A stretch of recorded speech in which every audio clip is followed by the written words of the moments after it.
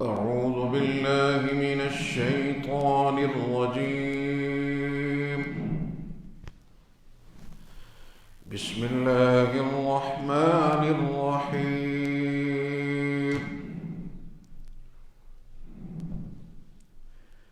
يا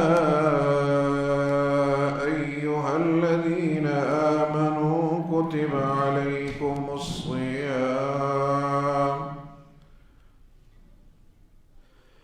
كما كتب على الذين من قبلكم لعلكم تتقون.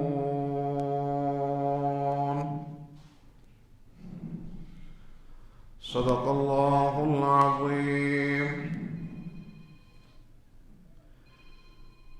قابل احترام بزرگوں، میرے عزیز نوجوان بھائیوں، ہماری گفتگو یہاں تک پہنچی تھی کہ رمضان المبارک ایک معزز، محترم، محتشم مہمان کی صورت میں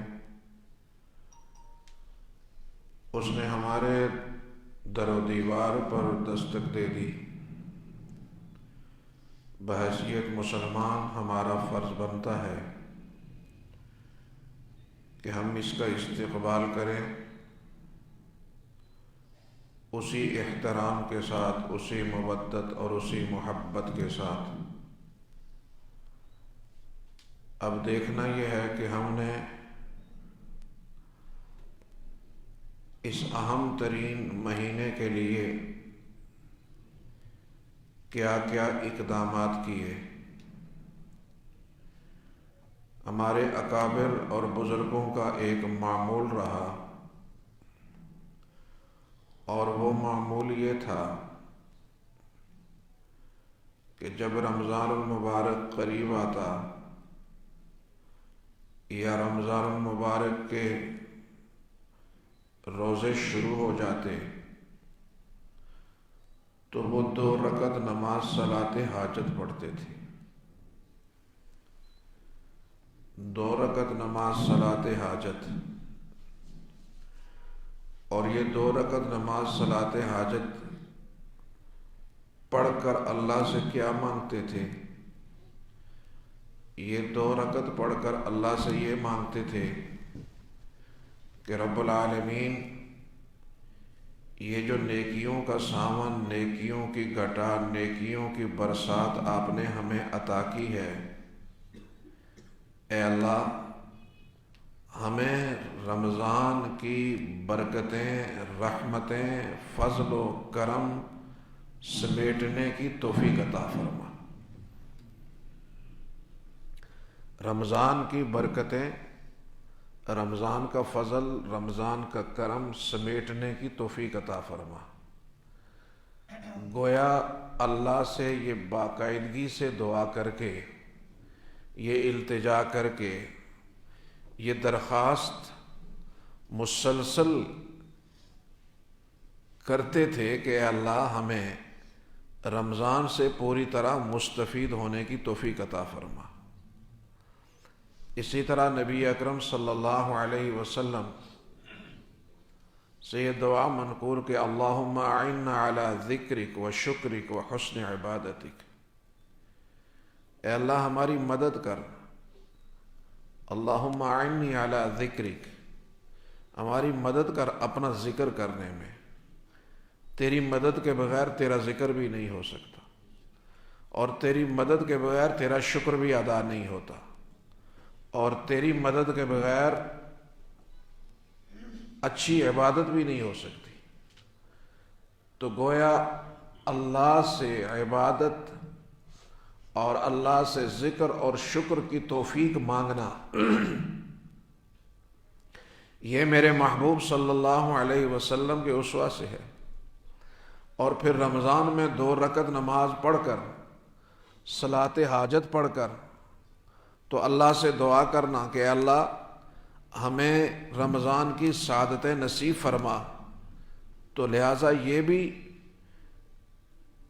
جو ہے وہ ہمارے اکابر کا ایک طریقہ اور ایک جو ہے وہ رہا ہے، اور اس کے اثرات اور ثمرات جو ہے وہ انسان زندگی میں دیکھتا ہے۔ اب یہ کتنا بڑا یہ کتنی عظمت کا مہینہ ہے، شاید اس کو کوئی سمجھ ہی نہ سکے۔ نبی اکرم صلی اللہ علیہ وسلم نے فرمایا کہ حضرت عبداللہ ابن عباس رضی اللہ تعالی عنہ راوی ہیں، فرمایا کہ جب چاند رات ہوتی ہے تو عرش الہی کے نیچے سے ایک ہوا چلتی ہے، اور وہ ہوا جنت کے پتوں کو اور جنت میں بڑے بڑے محلات کے دروازوں کو حرکت دیتی ہے، اور اس ہوا کے چلنے کی وجہ سے ایک طرح کی جیسے ایک موسیقی ہے، ایسے ایک آواز پیدا ہونا شروع ہو جاتی ہے، پوری جنت کے اندر ایک عجیب سما بن جاتا ہے۔ تو جنت کی حوریں اپنے گھروں سے باہر نکل کر کہتی ہیں، اللہ ان لوگوں سے ہمارے نکاح کروا دے جنہوں نے تجھے اطاعت کر کے تجھے راضی کر دیا ہو۔ پھر وہ پوچھتی ہیں، جو جنت کا نگہباں فرشتہ ہے اس کا نام رضوان ہے، یہ رضوان کیا ہو گیا؟ یہ کیسی جنت کے اندر ایک عجیب مہک ہے، یہ جنت کے اندر ایک عجیب آوازیں آ رہی ہیں، یہ کیا ہے؟ تو رضوان کہتا ہے کہ یہ امت مصطفیٰ پر رب العالمین کی رحمتوں اور برکتوں والا مہینہ آ گیا ہے۔ تو رب العالمین رضوان کو خطاب کرتے ہیں، جنت کے دروغے کو، جنت کے نگہباں کو، اور اس کو خطاب کر کے فرماتے ہیں، رضوان جنت کے جتنے گیٹ ہیں، جتنے دروازے ہیں، سارے کھول دے۔ جہنم کے دروغے کو خطاب کر کے فرماتے ہیں، مالک جتنے جہنم کے جتنے دروازے ہیں سارے بند کر دے، جنت کے سارے دروازے کھول دو، اور جہنم کے سارے دروازے بند کر دو۔ اور جبریل امین کو حکم دیتے ہیں، جبریل جاؤ زمین پر جاؤ، اور زمین پر جا کر تو جتنے سرکش شیاطین ہیں ان کو گرفتار کرو، اور گرفتار کر کے انہیں سمندر برد کر دو، تاکہ میرے اور میرے بندے کے درمیان یہ حائل نہ ہو جائے۔ میرے قابل احترام دوستو، ایک بندہ ایک جگہ پر ملازمت کر رہا ہے، اس کو تنخواہ 20,000 روپے ملتی ہے۔ اچانک ایک مہینہ آتا ہے کہ مالک کہتا ہے کہ بھائی ہم نے تمہاری تنخواہ 20,000 کے بدلے میں 20,000 روپے کے بدلے میں $20,000 کر دی۔ تو آپ اندازہ کریں کہ اس کی خوشی کا عالم کیا ہوگا کہ 20,000 کے بدلے میں $20,000۔ ہاں یہی نہیں، بلکہ وہ جو تیرے پڑوس میں رہنے والا تیرا دشمن تھا، میں نے اپنے بندوں کو بھیجا، اس کو گرفتار کر دیا، تمہیں ستاتا تھا، پریشان کرتا تھا۔ اچھا، اور یہی نہیں بلکہ تیرے گھر میں ہم نے یہ تحفے بھیج دیے ہیں۔ اگر کوئی دنیا کے اندر کسی انڈسٹری میں، کسی فیکٹری میں کوئی ملازمت کرے اور اگر اس طرح کے پیکج کا اعلان کرے تو اس کی خوشی دیدنی بن جائے گی۔ تو میرا رب فرماتا ہے، او میرے بندو، تجھ پہ ایک ایسا مہینہ آ رہا ہے کہ تم اگر ایک نفل ادا کرو گے تو فرض کا ثواب عطا کروں گا،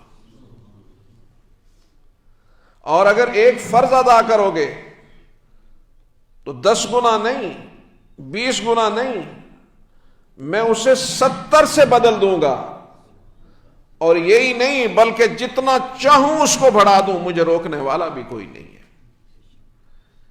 تو جب یہ نیکیوں کا سامن، یہ نیکیوں کی بہار اللہ رب العزت نے ہمیں دی، اور ظاہر ہے کہ یہ مہینہ جس کے لیے امام الانبیاء حضرت محمد مصطفیٰ صلی اللہ علیہ وسلم نے فرمایا کہ پورا سال جنت کو سجایا جاتا ہے، پورا سال جنت کو سجایا جاتا ہے۔ اور یہ بھی عجیب بات ہے کہ اللہ رب العزت نے زمین کو تو کن سے بنایا، اور کن کہہ کر کائنات کا وجود عمل میں لایا، اور زمین کے حسن کو، اس کی رعنائیوں کو دیکھ کر بندہ دھنگ رہ جاتا ہے کہ جو لفظ کن سے بنی ہے وہ اتنی حسین ہے، اتنی جمیل ہے کہ اس کے سحر میں بندہ ڈوبا ہوا ہے۔ تو جس جنت کو میرے رب نے اپنے ہاتھ سے بنایا ہے، جس جنت کو میرے رب نے اپنے ہاتھ سے بنایا ہے، وہ جنت کتنی حسن والی ہوگی، وہ کتنی خیر والی ہوگی، وہ کتنی بہار والی ہوگی۔ لہذا اس جنت کی طرف میرا رب بلا رہا ہے تجھے بھی مجھے بھی، اور فرمایا یا ایھا الذین آمنوا، یا ایھا الذین آمنوا کتب علیکم الصیام۔ یہ مومنین کو عزت اور وقار ہے کہ کائنات کا رب براہ راست تجھے مجھے خطاب کر رہا ہے۔ یہ مومنین کے لیے اعزاز ہے کہ کائنات کا رب براہ راست خطاب کر رہا ہے، یا ایھا الذین آمنوا، اے ایمان والو، اے میری ذات پر اعتماد اور ایمان رکھنے والو، کتب علیکم الصیام، تم پہ روزہ فرض کیا گیا۔ یہاں یہ بھی فرما سکتے تھے کہ ہم نے تم پہ روزہ فرض کیا، لیکن الفاظ کا چناؤ دیکھو کہ کہیں کوئی لفظ بوجھل آ کر میرے نازک مزاج بندے کی طبع نازک پہ گرا نہ گزرے۔ اللہ اکبر۔ کتب علیکم الصیام، تمہارے اوپر روزہ فرض قرار دیا گیا، اور یہ کوئی انہونی تمہارے ساتھ نہیں ہے۔ کما کتب علی الذین من قبلکم، تم سے پہلے لوگوں پر بھی روزہ اسی طرح فرض کیا گیا، جو پہلی امتیں تھیں ان پر بھی فرض کیا گیا۔ اس ساری ایکسرسائز کا، اس ساری ورکشاپ کا ہدف کیا ہے، ٹارگٹ کیا ہے؟ پوری دنیا میں آج جتنے بھی ڈپارٹمنٹ ہیں، جتنے شعبہ جات ہیں، ان میں ورکشاپ کی جاتی ہے۔ ان ورکشاپ کے ساتھ ان کے علوم کی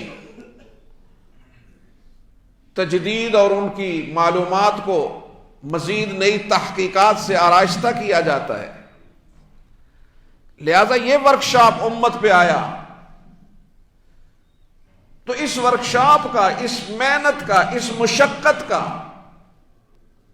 ہدف کیا ہے؟ اللہ کیا کرنا چاہتے ہیں ہم سے روزہ رکھوا کر؟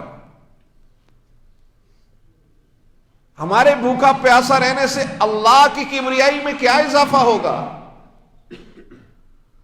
اللہ فرماتے تمہارے بھوکے پیاسے رہنے سے میری کبریائی میں کوئی اضافہ نہیں ہوگا۔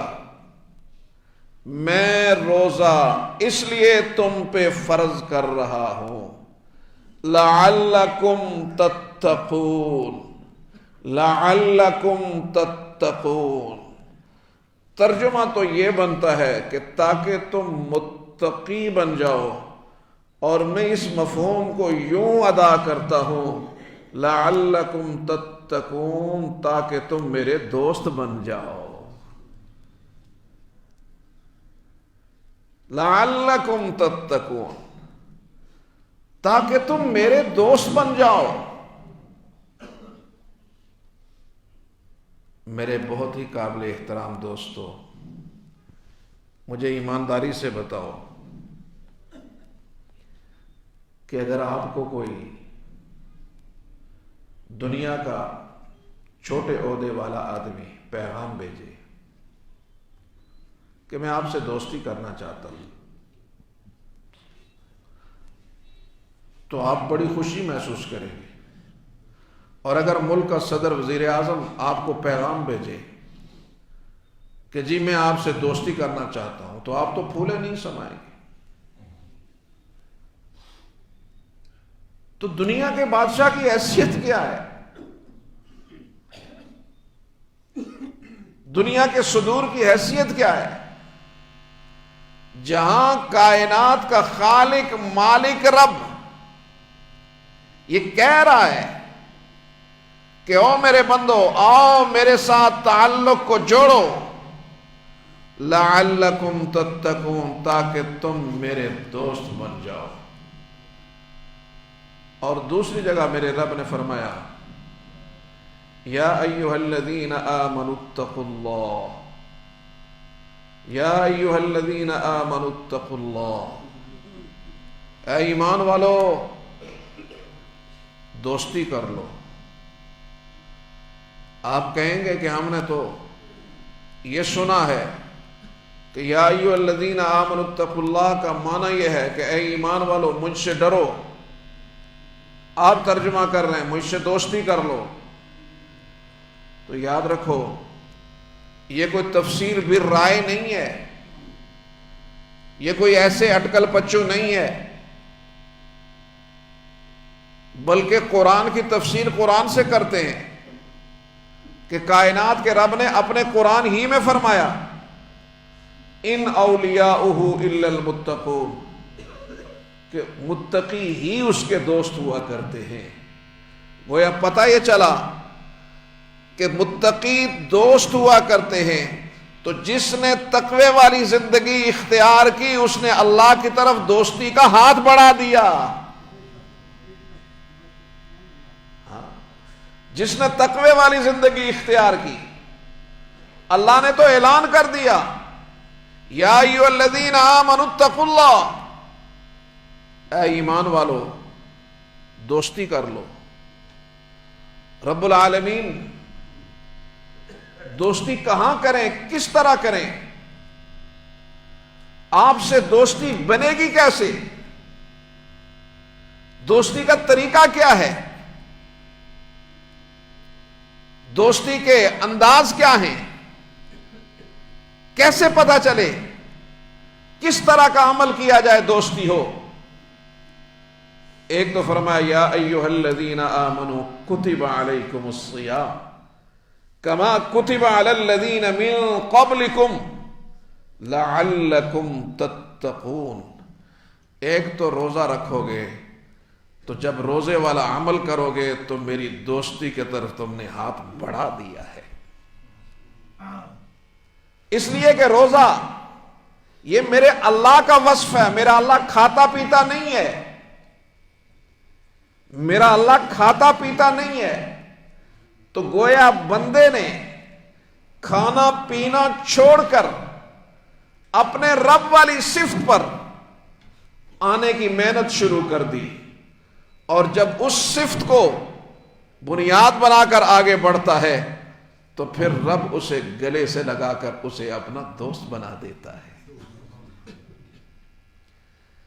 پتہ یہ چلا کہ عمل تو روزہ ہے اللہ سے قرب کا، اللہ سے قرب کا عمل تو روزہ ہے، لیکن یہ کس جگہ پر کس ماحول میں جا کر بندہ اللہ کی دوستی کے قریب ہوتا ہے، انشاءاللہ العزیز اس پر ہم کل گفتگو کریں.